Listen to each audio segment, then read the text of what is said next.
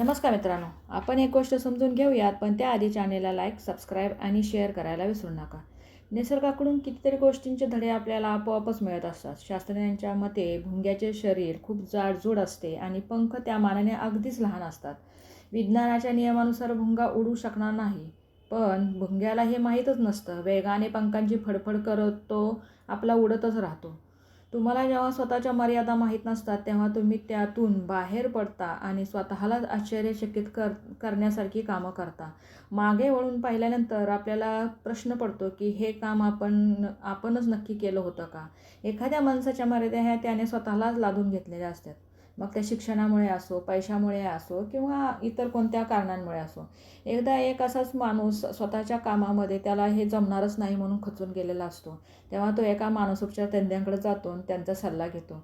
ते सल्ला देतात की तू असं कर, घराला कुलूप लाव, ऑफिसला कुलूप लाव आणि शहराच्या दुसऱ्या भागात जाऊन एखाद्या गरजू माणसाला मदत कर. तो तसंच करतो. एक गरजू माणूस शोधून त्याला मदत करतो. असं करण्याने त्याच्या स्वतःच्याच मार्गातील अडथळा दूर करतो. पुष्कळ वेळा आपणच आपल्या मार्गातील अडथळा बनत असतो, हे त्याच्या लक्षात आले.